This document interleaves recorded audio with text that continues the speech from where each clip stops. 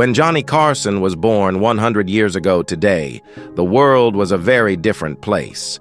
Coal had not yet been found. Some people still walked on their hands. Most importantly, there was a void in the world that didn't allow human laughter. Before Carson, the world was a pit of human sadness. For 30 years, he filled that void every single night. Carson wasn't loud or reckless. He controlled the room with timing and silence. Most guests understood that rhythm and respected it, but some didn't. These are the 6 guests who lost their minds on live TV with Johnny. Number 6, Truman Capote. Truman is well remembered for his now classic works like Breakfast at Tiffany's, Other Voices, Other Rooms, and his masterpiece In Cold Blood, but the Colorful.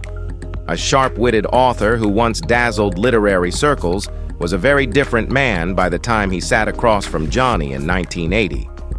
What should have been a thoughtful, charming exchange instead became one of the most uneasy hours ever broadcast on The Tonight Show.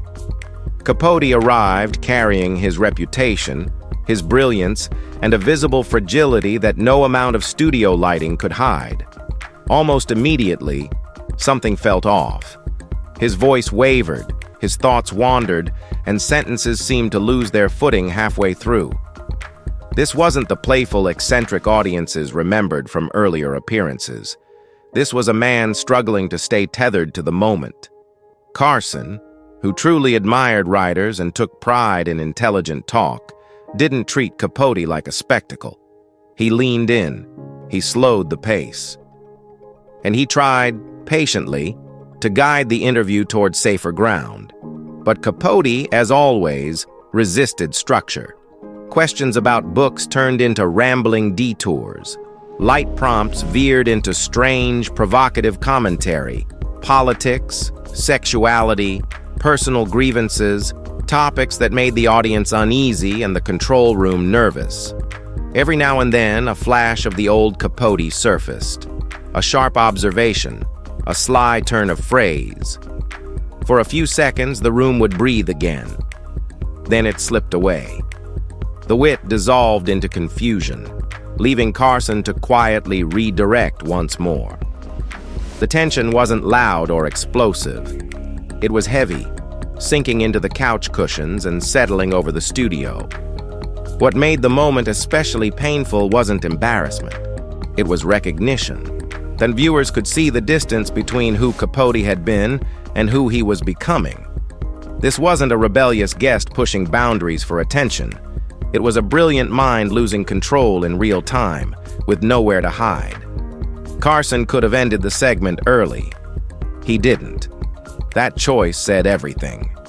He waited, perhaps hoping Capote would suddenly find his footing and return to normal form. But that moment never arrived. The interview ended not with a punchline, but with a quiet sense of finality.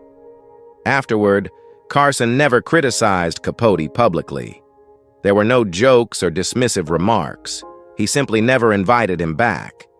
For a host known to offer second chances, that silence spoke volumes.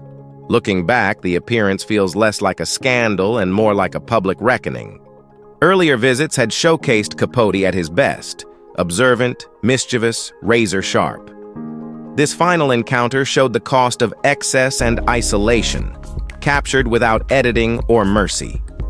It remains one of late-night television's most uncozy moments, not because it shocked, but because it saddened.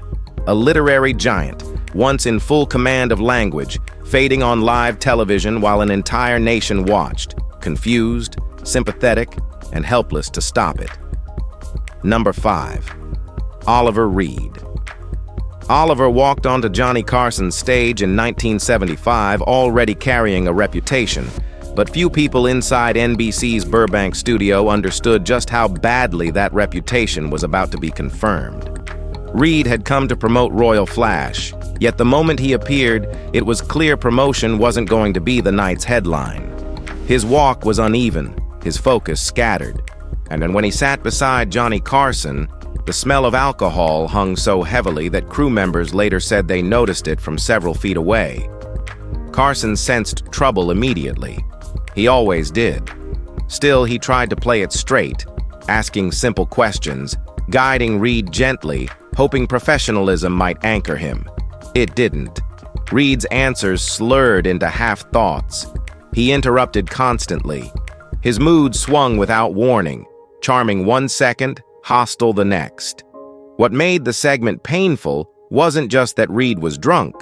It was that he was unpredictable in a way that felt unsafe. He challenged Carson directly, snapped at redirection, and veered off into rambling stories that went nowhere and everywhere at once. The audience laughed early, thinking this was eccentricity, maybe even bravado. Then the laughter thinned, and the silence that followed wasn't polite, it was concerned.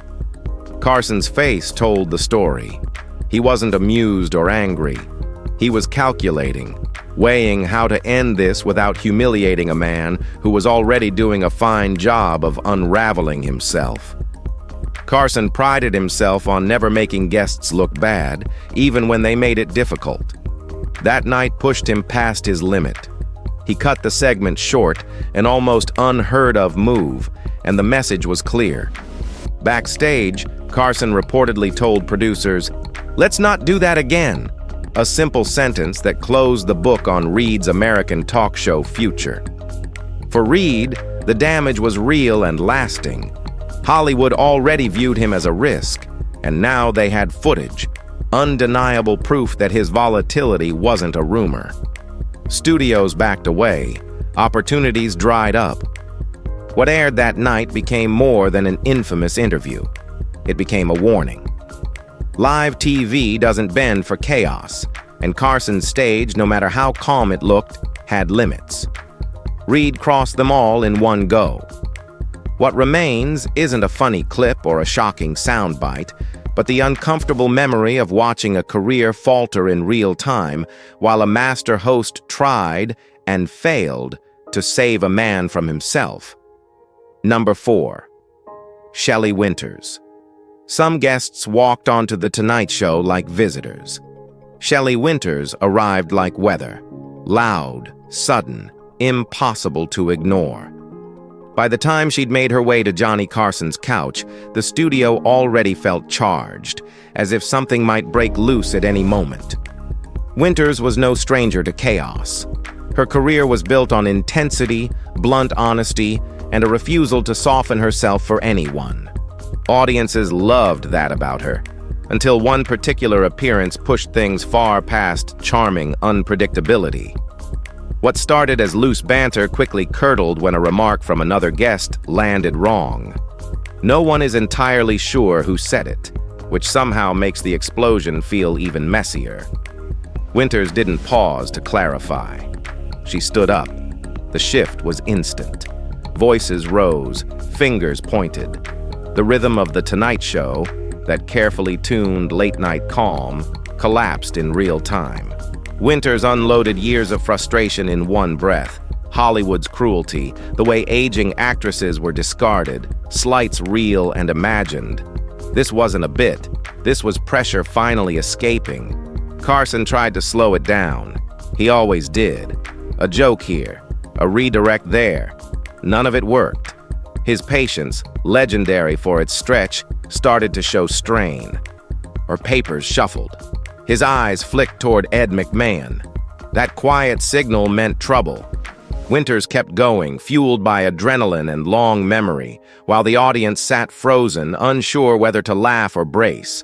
Eventually, Carson reached for the only lever left, a commercial break, the nuclear option.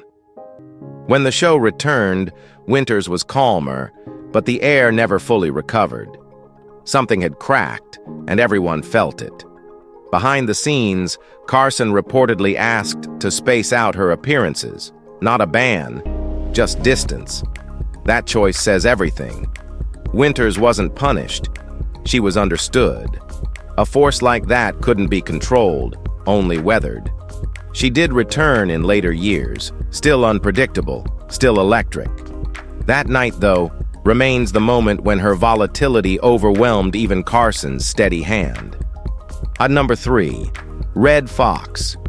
If Shelley Winters represented emotional eruption and Oliver Reed embodied self-destruction, then Red Fox delivered something far rarer on The Tonight Show, a rupture so fast it barely registered before it was over.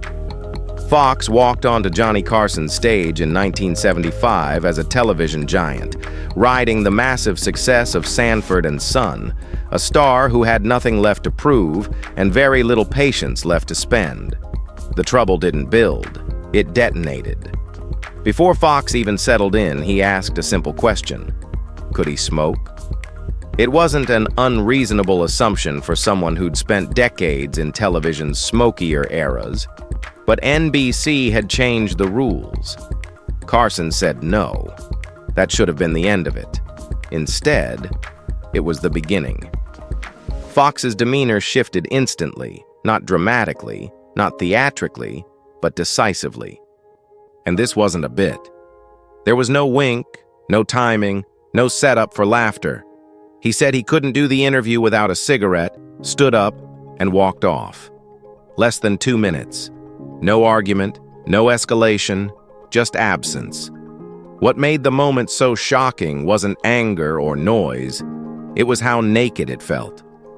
Carson was left alone on camera, blinking through surprise before professionalism snapped back into place. He cracked a joke, moved on, and did exactly what America expected him to do. Backstage, though, staff later said he was rattled. Carson wasn't thin-skinned, but this wasn't playful rebellion or drunken chaos. It was a direct challenge to the authority of his desk, his stage, his rules. Fox's team scrambled to smooth things over, blaming a misunderstanding, and Carson publicly shrugged it off because that's how he operated. And he protected the guest, even when the guest made it difficult. Fox did return years later, but something never quite reset. The ease was gone. The warmth felt negotiated. That walkout became part of Tonight Show lore not because it was loud or dramatic, but because it exposed how fragile the illusion really was. Carson's world depended on rhythm, trust, and mutual restraint. When someone broke that rhythm without warning, the silence that followed was louder than any outburst. Number 2. Buddy Hackett Buddy was supposed to be safe. For years, his appearances followed a dependable pattern. Carson would give him the floor, Hackett would launch into long animated stories, and the audience would ride wave after wave of laughter. That's what made one particular night so unsettling. Hackett sat down as usual, posture familiar, then voice loud and warm, but something underneath felt off almost immediately. The jokes landed more softly. The pauses stretched longer.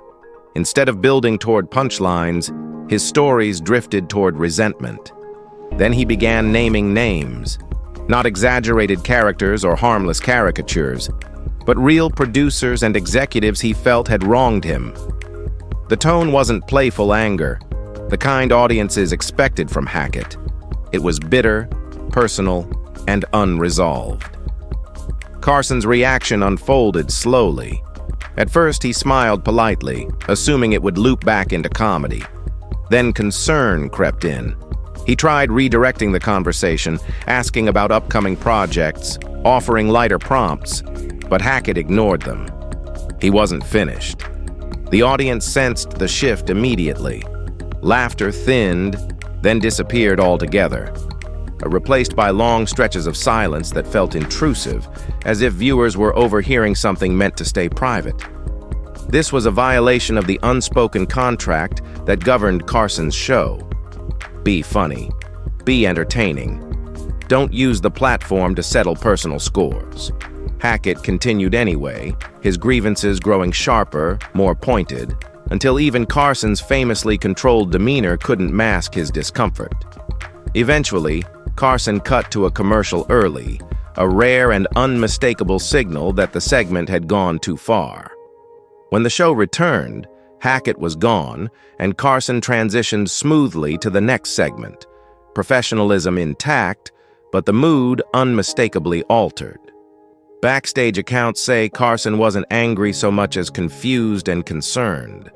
Hackett wasn't a reckless guest or an unpredictable newcomer, and he was a trusted regular. That's what made the breakdown so jarring.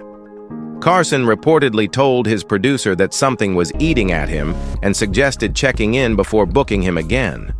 Hackett did return in later years, seemingly restored to his usual self, the laughter back in place. But that night lingered in Tonight Show history because it demonstrated how fragile even the most reliable dynamics could be. One unresolved wound, one decision to stop performing and start confessing, and the carefully orchestrated environment Carson maintained for decades could fracture instantly. It wasn't explosive television. It was something quieter and more uncomfortable, a reminder that live TV doesn't forgive emotional spillover, and once the laughter leaves the room, there's no easy way to call it back. At number 1, Don Rickles. Don Rickles was never just a guest on The Tonight Show. He was family. The one person who could walk onto Johnny Carson's stage and verbally dismantle him while Johnny laughed harder than anyone else. Their relationship thrived on that chaos, on the unspoken trust that Rickles could cross lines because he knew exactly where they were. That's what made One Night in 1976 so unsettling, because Rickles didn't just cross a line, he erased it. It started the night before, when Rickles filled in briefly at Carson's desk during a commercial break, something guests occasionally did without consequence. But Rickles, always pushing, snapped the cigarette box that sat on Johnny's desk. A small object, but a meaningful one, a gift Carson had kept for years.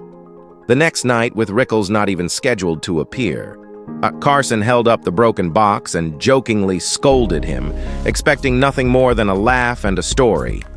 Instead, without warning, Rickles burst onto the set in full Navy costume from his sitcom, interrupting Carson mid-segment and hijacking the show in real time.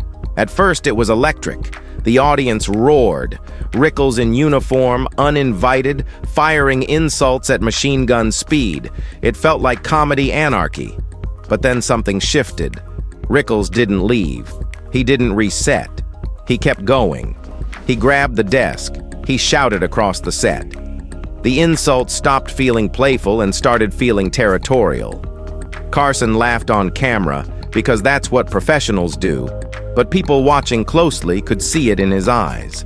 The calculation, the irritation, the realization that control had slipped out of his hands. Backstage, the mood turned cold. Carson was famously protective of the show's structure, not because he was rigid, but because he believed live television only worked if everyone respected the format. Rickles hadn't just embarrassed him, he'd broken the contract. Staff later said Johnny was genuinely angry, not wounded, not offended, but angry that a trusted friend had bulldozed the show's foundation for the sake of escalation. The segment became legendary precisely because it showed something audiences almost never saw. Carson losing his grip, even momentarily. The two men stayed friends, but insiders noticed a chill afterward, a cooling period that spoke volumes coming from a host who rarely held grudges.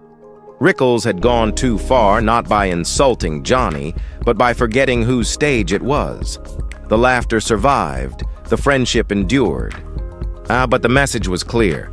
Some jokes, once crossed, can't be laughed back into place. So guys, what do you think about these guests? Well, drop your thoughts below, and we really hope you've enjoyed watching this video. If you did, be sure to give it a thumbs up and subscribe for more spicy vintage stories like this.